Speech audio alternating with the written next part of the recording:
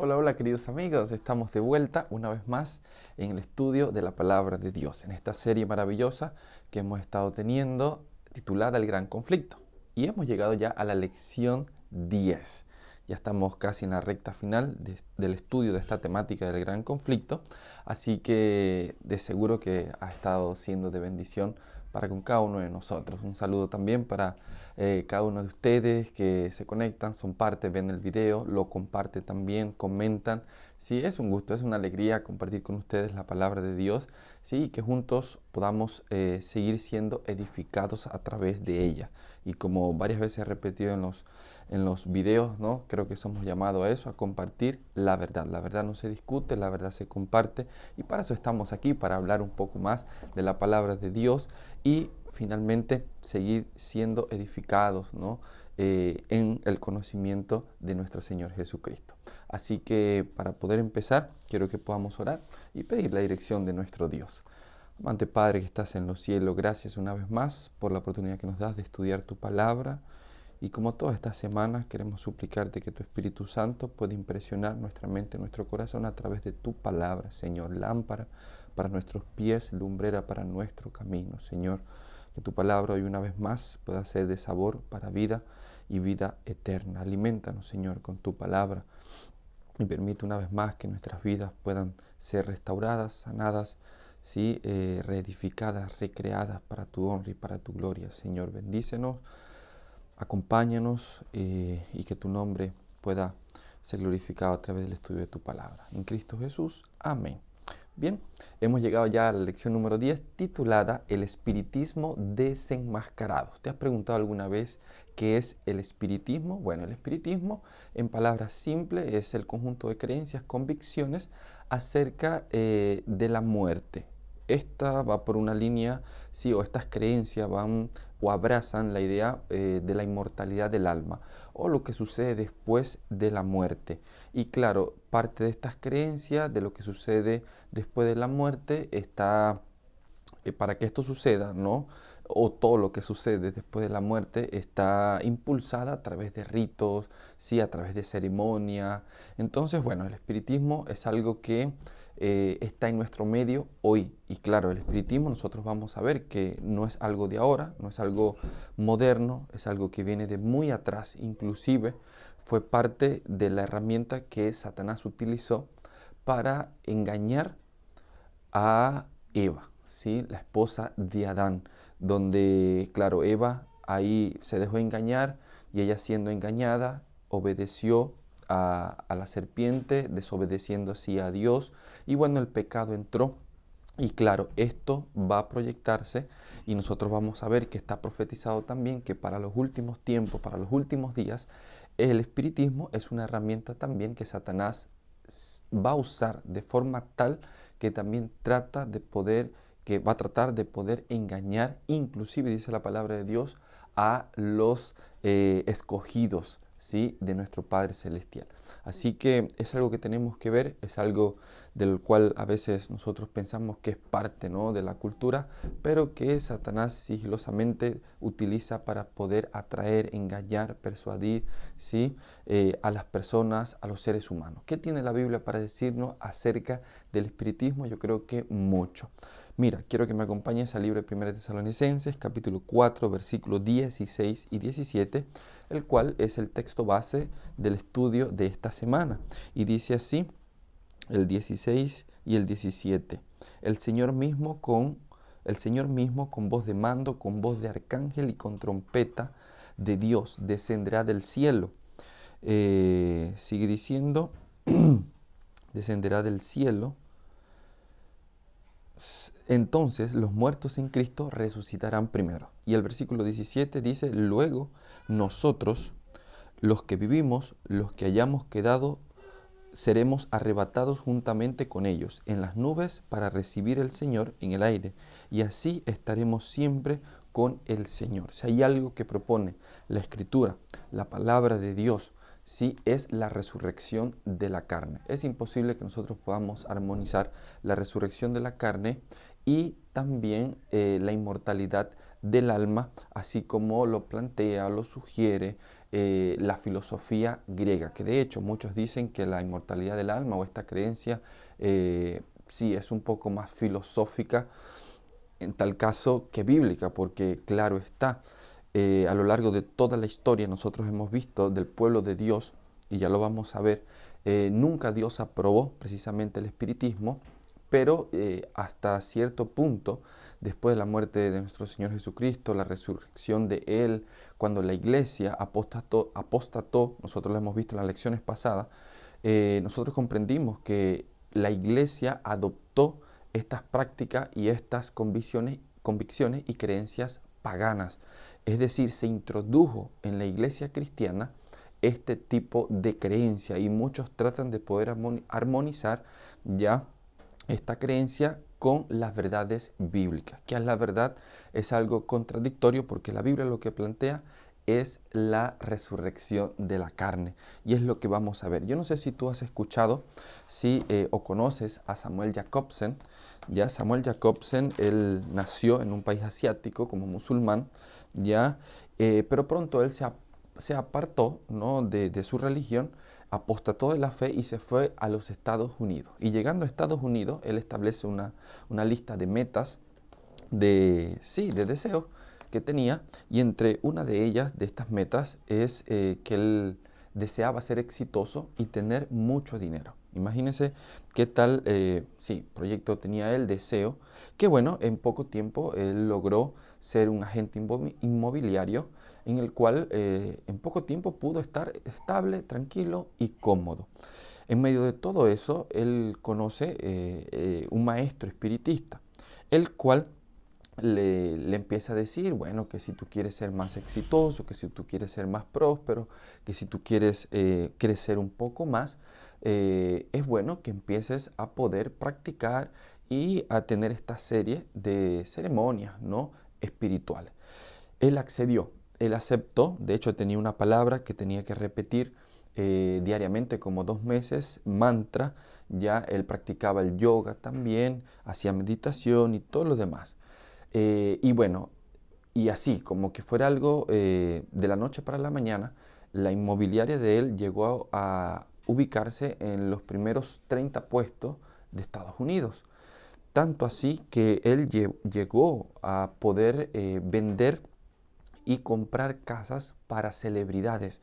En una de esas primeras, vamos a decirlo así, cosechas de lo que él había, en tal caso, aceptado hacer a cambio de, fue una venta de una casa ya que se realizó y él obtuvo la comisión de $5 millones.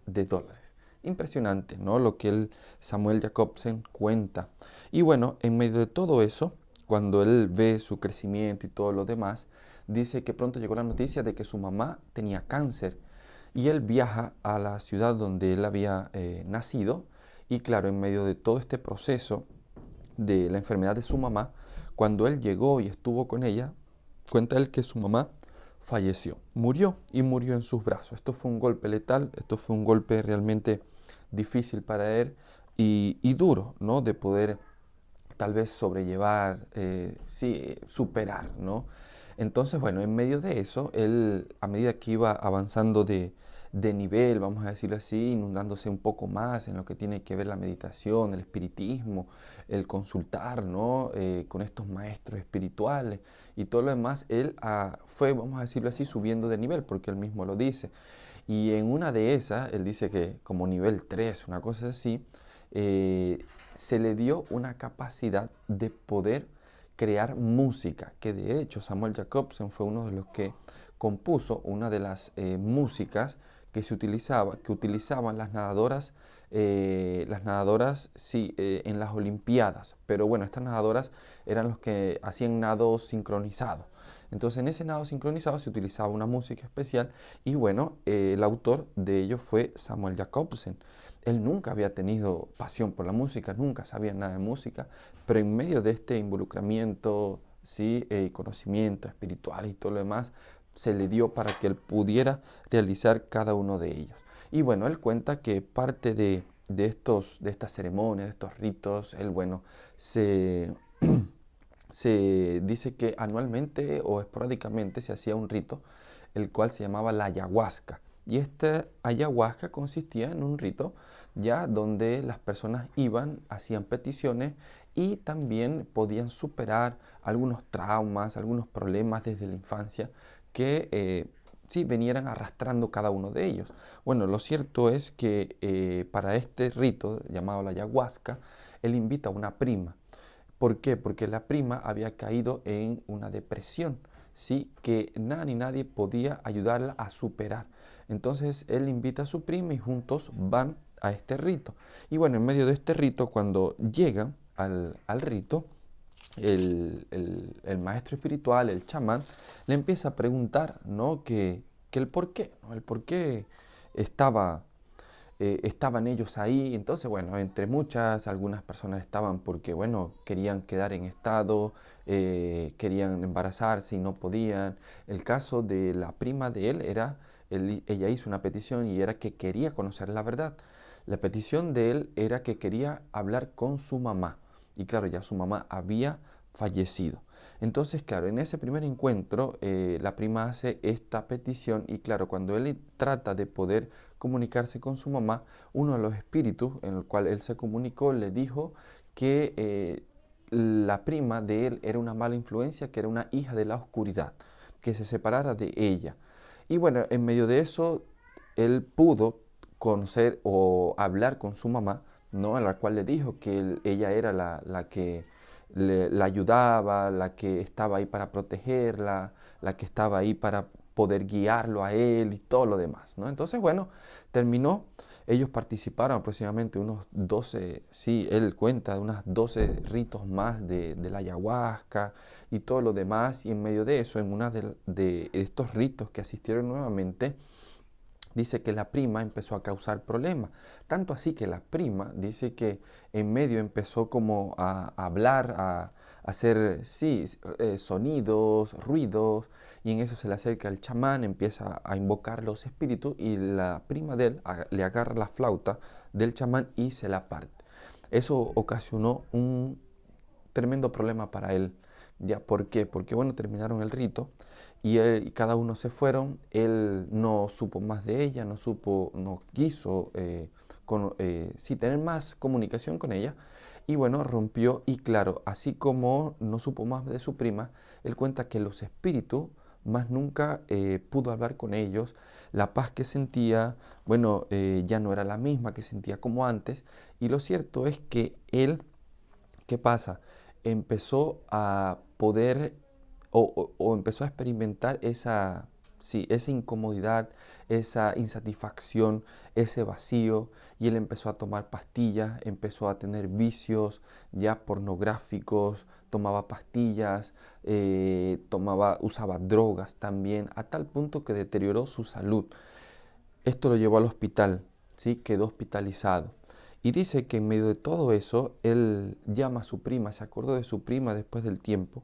Y cuando él llama a su prima, ¿qué pasa? Le dice, ¿cómo estás, prima? Y bueno, la prima toda contenta, toda alegre, se sorprende él de cómo estaba la prima. Era realmente una persona nueva, ya había superado la depresión, estaba bien, tranquila, feliz, sanada, plena, llena. Y él se sorprende y le pregunta, ¿qué pasó? Y bueno, ella le comenta que después que cuando tuvo ese problema ahí, ella de rodillas suplicó ayuda y dice que una luz la rodeó y bueno, sintió paz, sintió tranquilidad. Dice que ella regresó a su ciudad y empezó a leer nuevamente el Corán, empezó a ir otra vez a la mezquita también, donde era de costumbre, pero ella se seguía sintiendo así media extraña. Hasta que ella dice que una de esas noches oró, se arrodilló y oró y pidió, ¿no? ¿Quién eres tú, Señor? Revélate, ¿por qué te has manifestado a mí? Y dice que escuchó la voz de Jesús que se le acercó y le dijo, mira, yo soy el camino, la verdad y la vida, yo he vencido el mal, la oscuridad. Y ella, a partir de ese momento, empezó a conocer el cristianismo, empezó a leer la Biblia y se hizo cristiana. Y claro, cuando ella le cuenta todo eso a su primo, ella le dice que había empezado a orar por él. Cuando el primo escucha que ella había empezado a orar por él, ella le pregunta, él le pregunta a ella que cuándo. Y él trata de ver más o menos el tiempo en que ella se convirtió al cristianismo, cuando él empezó a experimentar tal vez la incomunicación, las depresiones, todos los problemas que había tenido, ¿no? Y a cómo y a qué punto él llegó, que él dijo, claro, desde el momento que ella empezó a orar, yo empecé a experimentar esto, ¿sí? Y ahí donde él, claro, empezó a ver videos cristianos, empezó a buscar de la Biblia, dice que tenía unos amigos que conocían de la palabra de Dios, lo invitaron a la iglesia y él pronto pudo bautizarse en la iglesia. Es un testimonio increíble de lo que Dios puede hacer en la vida de las personas, es una muestra también del poder que tiene Satanás y todos los engaños que hace para poder destruir la vida de los seres humanos. Y es a través del espiritismo, una de sus herramientas letales.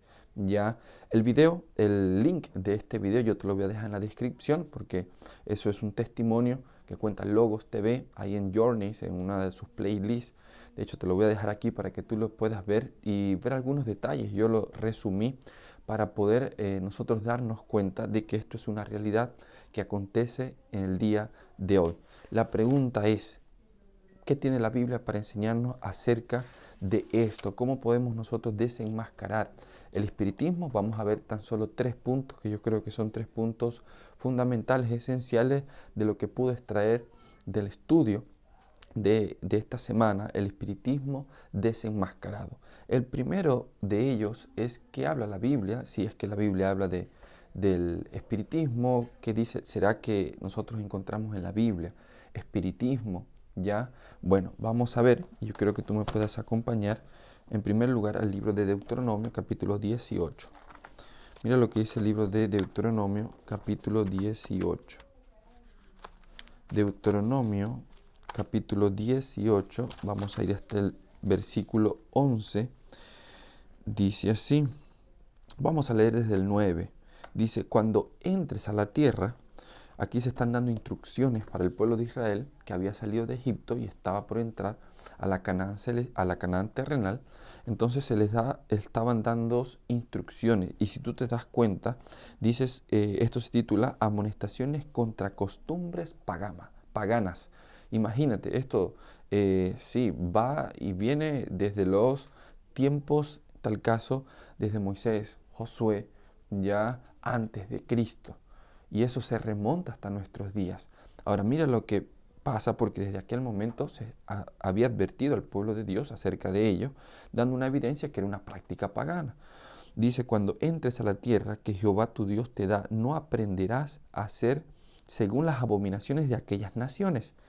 Y dice, no sea hallado en ti quien haga pasar a su hijo o a su hija por el fuego. Esa era una práctica pagana. Ahora, ni quien practique adivinación, ni agorero, ni sortilego, ni hechicero, ni encantador, ni adivino, ni mago, ni quien consulte a los muertos. Todas estas cosas comprenden la creencia o las convicciones del espiritismo, ¿ya? Ahora dice, porque es abominable para Jehová. Cualquiera que hace estas cosas y por estas cosas abominables y por estas cosas abominables Jehová tu Dios expulsa a estas naciones de tu presencia. ¿Sí? ¿Será que la Biblia habla del espiritismo? ¿Será que en la época del pueblo de sí? Definitivamente que sí, es una realidad. Ahora, ¿será que Dios aprueba el espiritismo? De ninguna manera. Nosotros vemos aquí una amonestación, una advertencia contra estas prácticas que tenían las otras naciones constituidas como paganas. Entonces, Jehová, el Dios de Israel, no era alguien que abominaba cada una de estas prácticas. Inclusive, mire lo que dice el libro de Levítico capítulo 20, ya, mira lo que dice el libro de Levítico capítulo 20. Vamos a buscar ahí en nuestras Biblias, porque también es una una advertencia acerca de estas prácticas. Levíticos capítulo 20, versículo 27. Ya, 20, 27 dice así: el hombre o la mujer que consulten espíritus de muertos o se entreguen a las adivinación han de morir, serán apedreados y su sangre caerá sobre ellos. Una vez más, encontramos aquí una reprobación por el espiritismo. ¿Está bien? Que es esta consulta a los muertos, que son estas prácticas de adivinación, que son todo este tipo de hechicería, ya que tiene que ver, en tal caso, con los demonios o el enemigo de Dios, en este caso, Satanás. Entonces, la Biblia nos advierte ya y no aprueba de ninguna manera el espiritismo, que ya lo he mencionado, que es el espiritismo. Ahora, hay algunos casos o de dónde tal vez viene esta propuesta, estas convicciones, estas creencias acerca de la inmortalidad del alma o lo que sucede ya después que la persona muere, que llega precisamente a dar sustento a todas estas prácticas de adivinación, de hechicería, de magia, de consultar a los muertos. Ya, mira, si nosotros queremos ir un poquito más allá, tú te vas a dar cuenta el libro de Génesis, capítulo 3. Nosotros vamos a encontrar a Génesis, en el libro de Génesis, de dónde se origina o quién es el que propone, ¿no?, de esta creencia o lo que se llama el espiritismo. ¿Qué pasa? Dice ahí: la serpiente, el versículo 1 del capítulo 3, era más astuta que todos los animales del campo que Jehová Dios había hecho. Y dijo a la mujer: ¿con que Dios os ha dicho, no comáis de ningún árbol del huerto? Imagínate, la mujer respondió a la serpiente: del fruto de los árboles del huerto podemos comer, pero del fruto del árbol que está en medio del huerto, dijo Dios, no comeréis de él, ni lo tocaréis, para que no muréis. ¿Sí? Y dice el versículo 4, entonces la serpiente dijo a la mujer: no moriréis. Es decir, Dios dice: mira, no te acerques, no comas, no desobedezcas, porque el día que de él comieres ciertamente morirás. Ya, ahora, ¿será que el ser humano fue creado, vamos a decirlo así, para morir? De ninguna manera. Dios lo creó para vivir eternamente. Ahora, que nosotros podríamos decir, bueno, el ser humano, vamos a decirlo ahí, podemos decirlo así, tenía inmortalidad, fue creado inmortal. Ahora, esta inmortalidad estaba condicionada a la obediencia de ellos. ¿Por qué? Porque nosotros sabemos que después que Adán y Eva pecan, entra el pecado y por ende la muerte a este mundo. Ahora, he ahí porque ellos creyeron: no, no vas a morir. ¿Quién les hizo esa propuesta? Bueno, Satanás. Satanás les dijo: no, ustedes no van a morir. Lo que pasa es que, bueno, cuando comas de este árbol, seréis como Dios. Es decir, le estaba proponiendo, en tal caso, la inmortalidad a pesar de la desobediencia a la palabra de Dios. Imagínense la experiencia de cada uno de ellos frente a este desafío. Y claro está, nosotros podemos preguntarnos, ¿será que una serpiente puede hablar? ¿Será que realmente esto pasó en realidad?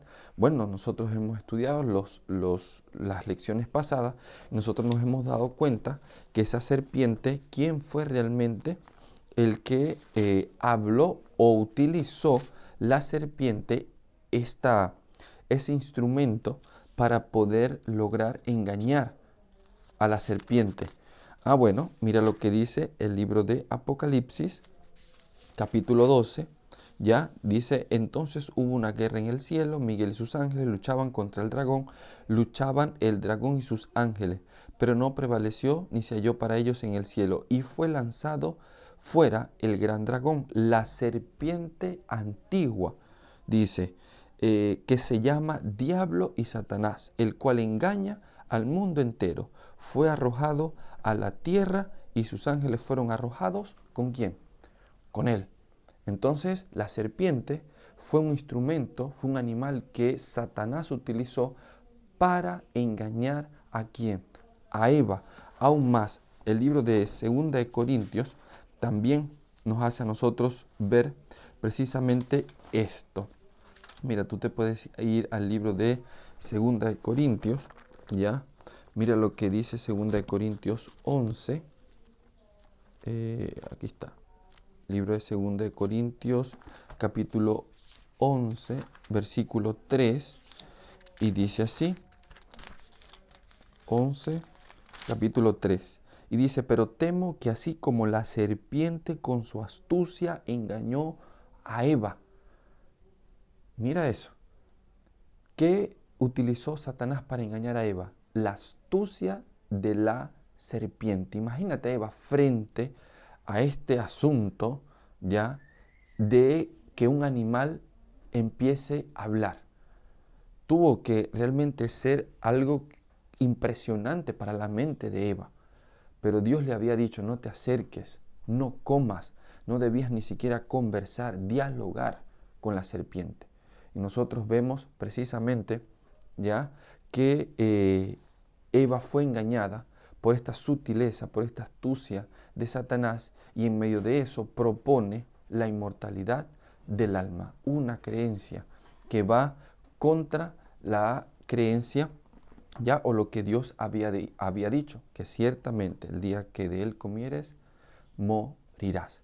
Entonces todas estas prácticas, todas estas creencias, todas estas convicciones tienen sus raíces desde el Génesis, desde que entró el pecado en este mundo. Y su autor es Satanás, aquel que sigue engañando al mundo entero. La Biblia tiene muchos ejemplos de esto, de hombres que trataron tal vez de practicar el espiritismo, ¿sí? Y cómo Dios rechazó cada uno de estas prácticas, no estaba de acuerdo, no aprobaba, ¿sí? Estas creencias. Uno de los casos que nosotros más conocemos es el caso de Saúl, ¿sí? El caso de Saúl es un caso bien particular en la Biblia. Tú puedes ir al libro de Primera de Samuel, ¿ya? Libro de Primera de Samuel, capítulo 28. Mira lo que dice Samuel, Primera de Samuel, capítulo 28. Y desde el versículo 3 tú vas a ver ahí, dice que Saúl y la divina de Endor, ¿ya? Y cuenta que Samuel ya había muerto. Entonces, claro, Samuel era el profeta del pueblo de Dios, y en medio de ello dice que Saúl se encontraba frente a una guerra, ¿ya? Entonces el versículo 5 dice así, cuando Saúl vio el campamento de los filisteos, tuvo miedo y se turbó sobremanera su corazón. Consultó Saúl a Jehová, pero Jehová no le respondió ni por sueño, ni por el Urim, ni por los profetas, ¿sí? Ahora, eso tiene un trasfondo también porque ya Dios no le había respondido a Saúl, no le respondía. Ahora, ¿qué hace Saúl? Bueno, Dios no me responde, alguien me tiene que responder. Entonces Saúl dijo a sus criados, buscadme una mujer que tenga espíritu de adivinación, que vaya a consultar por medio de ella. Sus criados le respondieron, aquí en Endor hay una mujer que tiene un espíritu de adivinación. Y la Biblia registra que Saúl se fue a Endor, y ahí con lo que esta mujer tenía, dice que pidió hablar con Samuel, ¿ya? Entonces, para poder consultarle precisamente acerca de lo que los filisteos habían estado queriendo hacer, estaban sitiando, ¿no?, al pueblo de Dios. Ahora, he ahí cuando, ¿será que realmente esto fue aprobado por Dios? ¿Será que Saúl hizo bien? Obviamente que no. Mira lo que dice el libro de Primera de Crónicas, capítulo 10, ¿sí? Primera de Crónicas, capítulo 10. Y si nosotros nos vamos, ahí relata todo lo que es la muerte de Saúl. Dice, versículo 13, así murió Saúl a causa de su rebelión con que pecó contra Jehová, contra la palabra de Jehová. ¿Sí? ¿Por qué Dios no le había respondido a Saúl? Bueno, ya Saúl venía también de rechazar la palabra de Dios, porque capítulos anteriores el profeta le había dicho que lo esperara para poder hacer el sacrificio.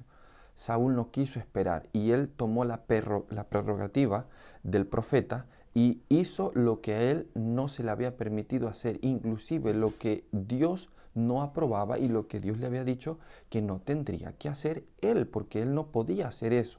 No quiso esperar, entonces hizo lo que no debía. Dios lo había rechazado. Después él, claro, fue sitiado por los filisteos. Él, bueno, voy a consultar a Jehová, porque él sabía que tenía que consultar a Jehová, pero ya Jehová lo había rechazado. Jehová no le respondió y en medio de su declive, que ya venía Saúl, ¿qué hace? Comete su error que lo terminó de hundir y fue consultar precisamente a una señora que tenía, vamos a decir, bueno, como la Biblia lo registra, el espíritu de adivinación, que era una mujer que era un instrumento de Satanás. Y el versículo 13 dice así, que pecó contra la palabra de Jehová, la cual no guardó, y porque consultó a una adivina. Vuelvo a repetir, la adivinación, la hechicería y todos este tipo de prácticas tienen su base en la creencia de la inmortalidad del alma. Y la inmortalidad del alma es una creencia satánica con la que Satanás le propuso a Adán y a Eva y los engañó. Entonces, es algo que Dios no aprueba, es algo que Dios no está de acuerdo con eso. El espiritismo es algo que va contra toda la creencia bíblica. Entonces, la Biblia sí habla, en tal caso, del espiritismo, de todo este tipo de prácticas que son paganas y que Dios no aprueba. Ya sabemos de dónde, sí, en tal caso, proviene cada una de estas prácticas, quién es el originador, quién es el que está por detrás de todo ello. Entonces, si hay un punto que tiene que quedar claro precisamente es que el espiritismo es una realidad ya en nuestro medio, que el espiritismo, el que está por detrás de ello, es Satanás y que Dios no acepta y todo este tipo de prácticas es abominable para Jehová. El segundo punto que tenemos que ver es acerca entonces, ¿qué dice la Biblia acerca de la muerte? Porque ya que la inmortalidad del alma no es bíblico, ya, sino algo satánico y algo más filosófico, ya, ¿qué dice entonces la Biblia acerca de lo que pasa cuando una persona muere? ¿O qué hacía el pueblo de Dios cuando realmente una persona fallecía? ¿No? ¿Ya? Entonces, bueno, vamos a ver lo que habla la Biblia. Voy a citar algunos textos, ¿sí? Que nos van a nosotros a poder comprender, porque voy a citar algunos ejemplos, ¿sí? Voy a citar algunos ejemplos que nos van a ayudar a nosotros a comprender lo que la Biblia enseña acerca de la muerte, ¿sí? Lo que sucede cuando una persona muere y qué es lo que Dios finalmente propone. Mira, el primer caso, tú vas a ver, mira lo que dice aquí. ¿Quién fue el primer asesino que registra la Biblia? Génesis capítulo 4, el primer asesino y el primer asesinado fue Caín y Abel. ¿Sí? Caín mató a Abel. Dice, pasado un tiempo, Caín, versículo 4 capítulo 4 de Génesis, el versículo 4, versículo 3, pasado un tiempo, Caín trajo del fruto de la tierra una ofrenda a Jehová, y Abel trajo también de los primogénitos de las ovejas y de la grasa de ellas, y miró Jehová con agrado a Abel y a su ofrenda, pero no miró con agrado a Caín ni a su ofrenda, por lo cual Caín se enojó en gran manera y decayó su semblante. Entonces Jehová dijo a Caín, ¿por qué te has enojado? ¿Y por qué has decaído tu semblante? El versículo 7, si hicieres lo bueno, no serías enaltecido, pero si no lo haces, el pecado está a la puerta, acechando. Con todo, tú lo dominarás. Caín dijo a su hermano Abel, salgamos al campo. Y aconteció que estaban ellos en el campo, Caín se levantó contra su hermano Abel y lo mató. Entonces Jehová preguntó a Caín, ¿dónde está Abel tu hermano? Y él respondió, no sé, ¿soy yo acaso guarda de mi hermano? Jehová le dijo, ¿qué has hecho? La voz de tu hermano, la voz de la sangre de tu hermano, clama a mí desde la tierra. Nosotros no vemos en ninguna manera, ¿sí? Que alguien después que muere va al cielo. Aquí Caín mató a Abel. Y Abel obviamente no fue alguien que después de morir fue al cielo. Si no fuese así, Dios no le hubiese preguntado a Caín, ¿dónde está tu hermano? Y en tal caso la sangre de tu hermano clama, ¿sí? A mí desde la tierra, ¿ya? Es decir, no es que la sangre era una entidad la cual podía hablar, sino que es una expresión que se utiliza, del cual el derramamiento de sangre de la muerte de Abel era una señal que indicaba lo que estaba pasando, ¿sí? Entonces, es ahí donde Dios trata de poder conversar con Caín de lo que había hecho y claro está, Caín dice, bueno, ¿acaso soy yo guarda de mi hermano?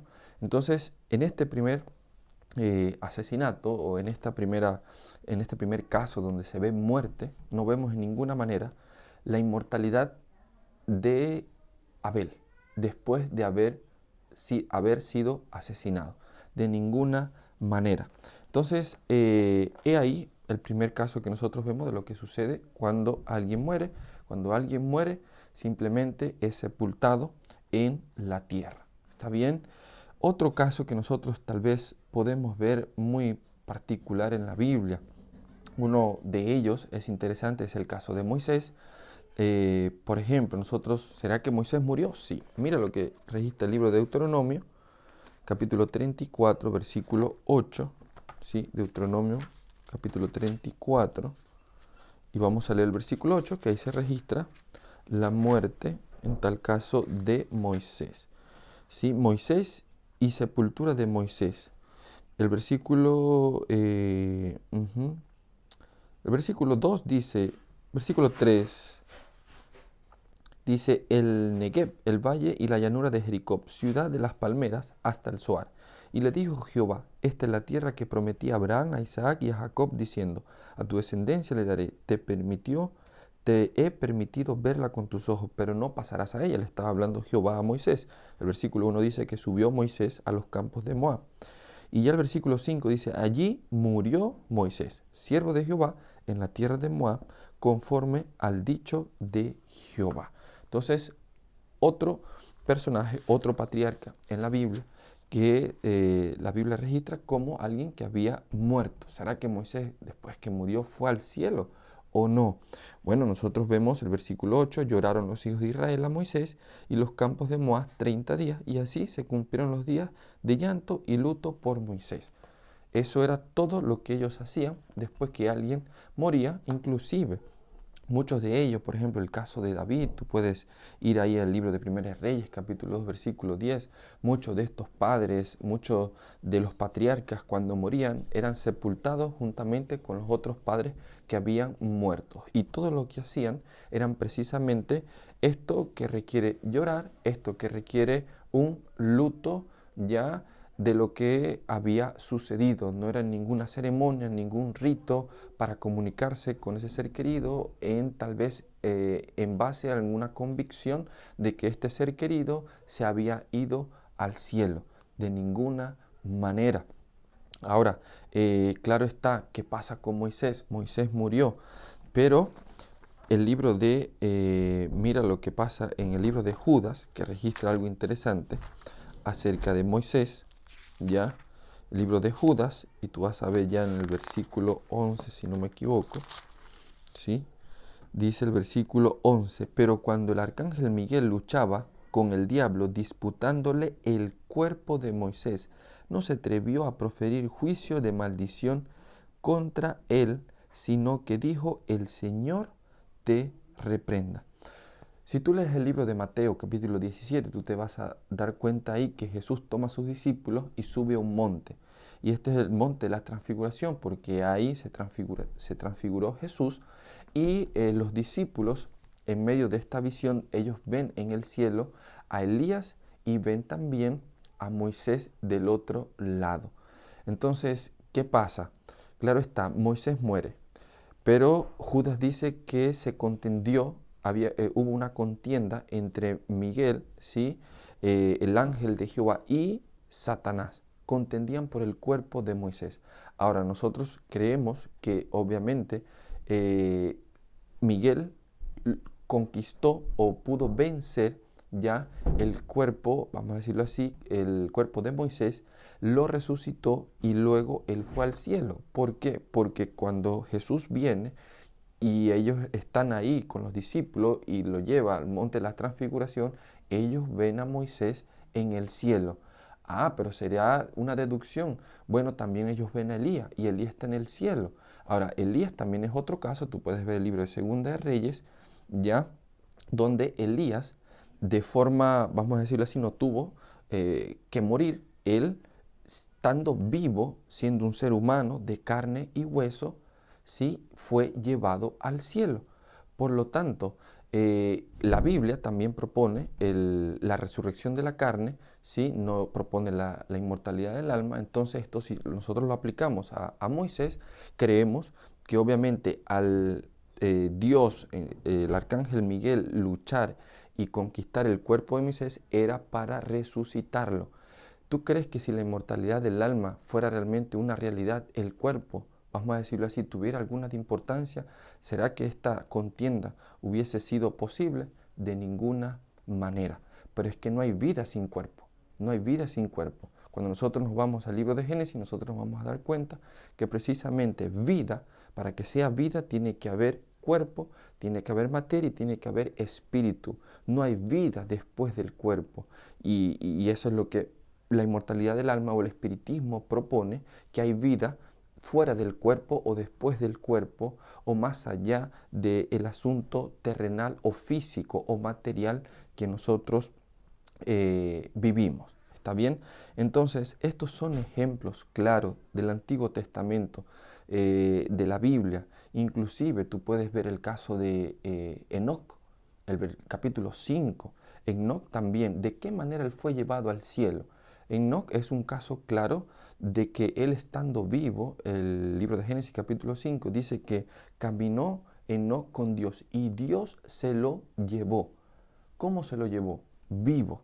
Entonces, por un lado, las personas que en tal caso van al cielo o que la Biblia registra que están en el cielo, están vivas, no fuera de un cuerpo o fuera del cuerpo. ¿Está bien? Ellas están en el cielo de una forma corporal, de una forma viva, visible y tangible. Porque así vemos los casos que la palabra de Dios muestra. Inclusive, cuando nosotros vemos que cuál es la contraparte a ello, porque bueno, los cristianos viven y sabemos el caso de algunos que van al cielo de manera viva, y también hablé ahorita de Moisés, que creemos que él fue resucitado. Cuando tú ves todo el Nuevo Testamento, hay una increíble propuesta que nos hace a nosotros creer en la resurrección de la carne, que es la contra o la verdad bíblica que nosotros nos hace estar seguros de que el espiritismo es un engaño y que no es palabra de Dios. El libro de Juan capítulo 11, versículo 11, habla acerca de Lázaro que había muerto y ¿qué pasó? Jesús se presentó y le dijo, mira, yo soy la resurrección y la vida. El que muere en Cristo será resucitado. Entonces nosotros vemos que Jesús fue hacia el sepulcro de Lázaro y Lázaro fue resucitado. Es decir, la resurrección de la carne es una realidad para aquel que muere en Cristo Jesús. Ahora, Lázaro no fue el único que vino a la vida o que vivió nuevamente a través de la resurrección de la carne. Nosotros vemos el caso de la hija de Jairo, vemos el caso también de la viuda, el hijo de la viuda de Naín, que Jesús tocó su féretro, eso está en Lucas capítulo 7, y el hijo se despertó y volvió a la vida, inclusive el mismo Jesús. Nosotros vemos qué pasó con Jesús, cómo él fue al cielo. Ah, bueno, él fue al cielo también después de morir y resucitar. Él no fue al cielo a través de un espíritu, o bueno, murió y ya se fue al cielo. No, él resucitó, ¿sí? Resucitó en la carne, en el cuerpo, y pudo vivir, pudo vencer. Y de esa manera él pudo, como registra el libro de Hechos capítulo 1, que él pudo ir al cielo. Entonces, la Biblia es muy clara acerca de ellos. Tal vez podemos decir, bueno, César, ¿y qué hablar de la parábola del rico y Lázaro. Bueno, la parábola del rico y Lázaro será que eh, habla de la inmortalidad del alma. Jesús la utilizó. Entonces, obvio está que la parábola habla de la inmortalidad del alma, pero no porque la parábola habla de la inmortalidad del alma, la Biblia aprueba la inmortalidad del alma o Jesús estaba queriendo enseñar la inmortalidad del alma. ¿Ya?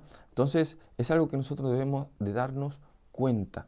¿Cuál es la verdad bíblica de lo que sucede cuando una persona muere? ¿Sí? Que es la resurrección de la carne.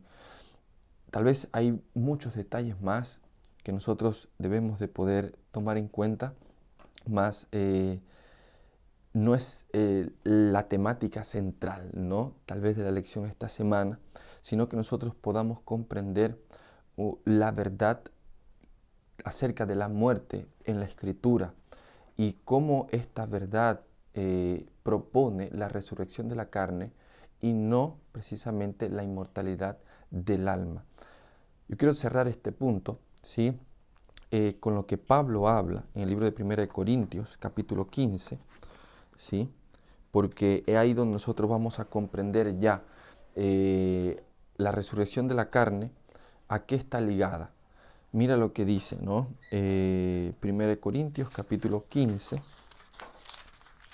libro de 1 de Corintios, capítulo 15, es todo un capítulo increíble que habla acerca de la resurrección de los muertos y la importancia que esto tiene para la fe cristiana y para con cada uno de nosotros, ¿sí? Que creemos en Cristo Jesús, ¿no? Dice, capítulo 15, el versículo 3, dice, primeramente os he enseñado lo que asimismo recibí, que Cristo murió por nuestros pecados, conforme a las Escrituras, que fue sepultado y que resucitó al tercer día, conforme a las Escrituras, y que apareció a Cefas y después a los 12, después apareció a más de 500 hermanos a la vez, de los cuales muchos viven aún y otros ya han muerto. Después apareció a Jacob, después a todos los apóstoles, inclusive dice Pablo, por último, como a un abortivo, se me apareció a mí. Yo soy el más pequeño de todos los apóstoles y no soy digno de ser llamado apóstol porque perseguí a la iglesia. El versículo 12 dice, pero si se predica que Cristo resucitó de los muertos, ¿cómo dicen algunos entre vosotros que no hay resurrección de muertos? Dice, porque si no hay resurrección de muertos, tampoco Cristo resucitó. Y si Cristo no resucitó, vana es entonces nuestra predicación y vana es también nuestra fe. Hay una cosa que nosotros debemos de saber, que el espiritismo, como aquel conjunto de creencias y doctrinas que proponen la inmortalidad del alma, no armoniza de ninguna manera contra la creencia de la resurrección de la carne. Y yo no puedo abrazar las dos. Y si yo abrazo en tal caso la inmortalidad del alma, entonces de nada me sirve a mí ser cristiano. Porque Cristo resucitó en la carne. Y porque Él resucitó es que nosotros obviamente tenemos base y garantía de transformación, ¿sí? No solamente de nuestra vida, sino de lo que Él ha prometido para con este mundo, que es dar solución y dar punto fin a la muerte, ¿ya? Entonces, he ahí el detalle de lo fundamental que es que nosotros creamos en la resurrección de la carne y no en la inmortalidad del alma, ya que es una creencia demoníaca, es un engaño de Satanás para ir contra de lo que Dios enseña. Creer en la inmortalidad del alma, yo creo que ya no tendría sentido en creer que Cristo murió. ¿Para qué murió? Si es en tal caso por nuestros pecados, pero ¿cómo que por nuestros pecados? Si tal vez cuando uno muere, tal vez y que fue bueno, nos vamos al cielo, ¿ya? Entonces de nada sirve creer en Cristo, si realmente la inmortalidad del alma es una realidad, pero es una total mentira.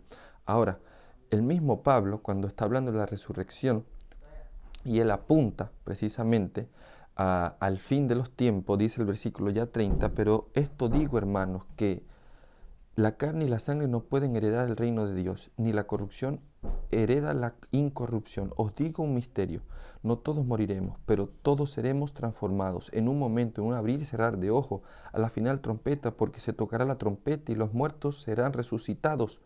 Y dice así, incorruptibles y nosotros seremos transformados, pues es necesario que esto corruptible se vista de incorrupción y que esto mortal se vista de inmortalidad.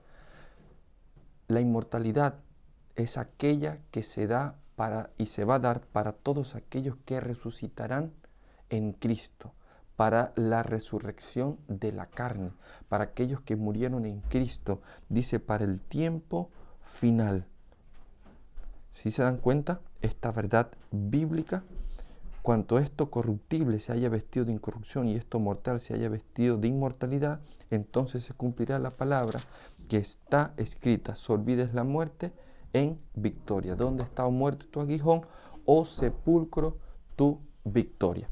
Entonces, claro está que la palabra de Dios lo que nos propone a nosotros es la resurrección de la carne y no la inmortalidad del alma.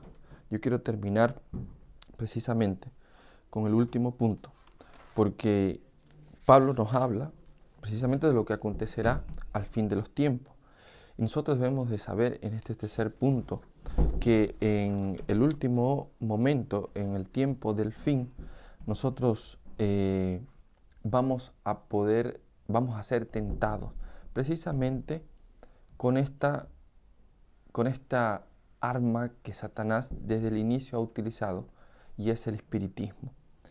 ¿Será que en los últimos tiempos Satanás utilizará esto mismo para poder engañarnos, para poder tal vez ir contra nosotros y que nosotros entremos en desobediencia de lo que Dios dice? Sí, de ninguna manera. Mira lo que dice el libro de 1 Timoteo, capítulo 4, ¿sí? Libro de 1 Timoteo, capítulo 4, versículo 1 y 2.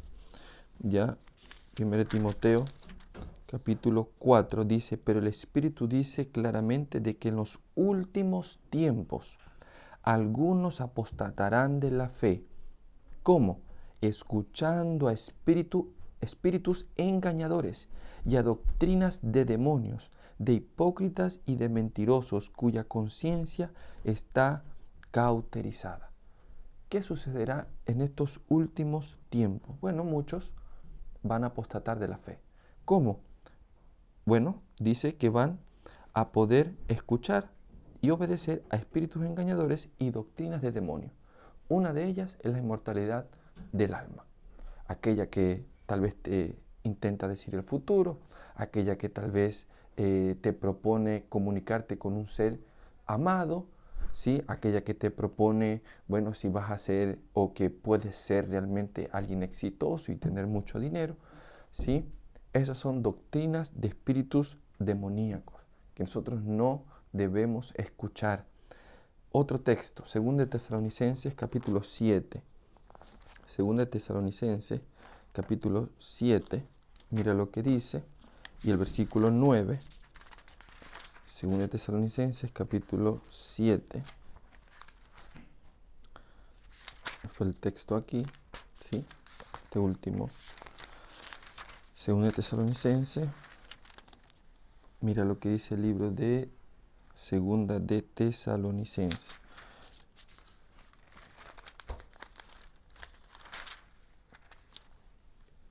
Bien, creo que no era segunda. A ver, se me fue el texto. Aquí que dice...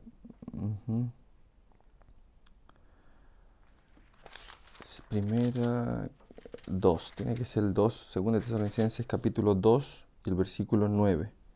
Dice el versículo, 2 de Tesalonicenses 2, dice: el advenimiento de este impío, que es obra de Satanás, irá acompañando de hechos poderosos, señales y falsos milagros, y con todo engaño de iniquidad, para los que se pierden por cuanto no recibieron el amor de la verdad para ser salvos. ¿Cuándo? Nosotros estamos viendo desde el capítulo 2 que es la manifestación del hombre de pecado para el último tiempo. ¿A través de qué? De prodigios, de señales, ¿sí? Satanás logrará engañar al mundo entero. Segunda de Pedro, capítulo 2, del 1 al 2, también profetiza lo que hemos de experimentar. Mateo, capítulo 24, Jesús habló de que vendrán falsos profetas, de que vendrán falsos cristos, Ya tú puedes ir al libro de Apocalipsis, capítulo 13, cuando dice que nosotros lo estudiamos, de hecho, algunas lecciones pasadas, de lo que pasará al fin del tiempo. Ya dice que esa bestia que sale de la tierra, dice que engañará y hará grandes prodigios, hará grandes señales, de tal manera que hará descender fuego del cielo. Imagínate de qué manera Satanás se está preparando y está hoy actuando para poder engañar al mundo entero. Porque claro está, he ahí el detalle, que cuando Eva fue impresionada con lo que Satanás utilizó, ¿qué pasó?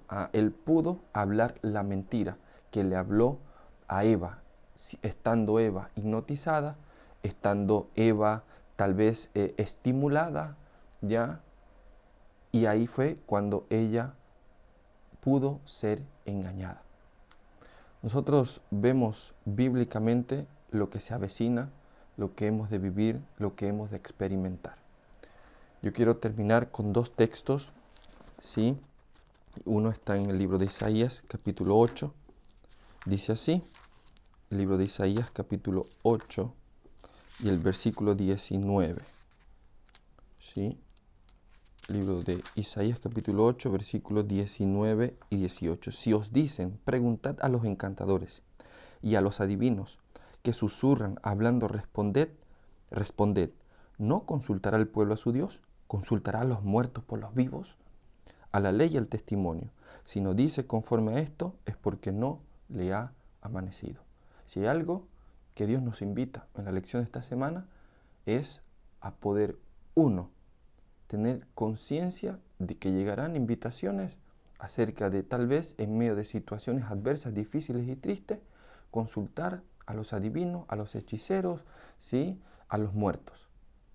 Pero que tenemos que decirle, de ninguna manera no consultaremos a Dios. Entonces dice, a la ley y al testimonio. Si no dijere conforme a esto, es porque no le ha amanecido. Dios nos invita a consultarle a Él, a confiar en su palabra, a obedecer su palabra, y de esa manera nuestra vida estará segura para poder vivir en este último tiempo. Yo sé que a veces en nuestra vida puede estar sucediendo lo que pasó con el rey Ocosías. Tú puedes ver ahí en el libro de Segunda de Reyes un hombre que tuvo un accidente, cayó enfermo, casi pierde su vida, y en medio de su desesperación, ¿sí? En medio de su crisis, habiendo profeta en Israel, que era el profeta Elías, él mandó a consultar a los muertos. Mandó, ¿sí? Y apostó por el espiritismo. Cuando Elías intersectó el camino de ellos y le dijo, ¿acaso no hay profeta en Israel para consultar a Dios? Yo quiero hacerte una invitación a que sea la palabra de Dios aquella que tú puedas consultar. Definitivamente cada uno de nosotros podemos experimentar momentos difíciles, tristes, ¿sí? Tal vez la vida hecha pedazos, mas la invitación de Dios siempre es a consultar, a poder escuchar lo que Él tiene para decirnos a nosotros, y de esa manera tener seguridad de que nuestra vida, precisamente si creemos en Él, estará segura, y en un día no muy lejano la inmortalidad será un regalo que nos dará el Señor. Si es que morimos en Cristo, seremos resucitados y seremos revestidos de inmortalidad. Y también aquellos que tal vez no experimentarán la muerte serán también transformados y revestidos de inmortalidad para ir a morar con nuestro Señor a la Canaán celestial. Que el Señor te pueda bendecir y que la palabra de Dios siga siendo lámpara para tus pies y lumbrera para tu camino. Chao, chao.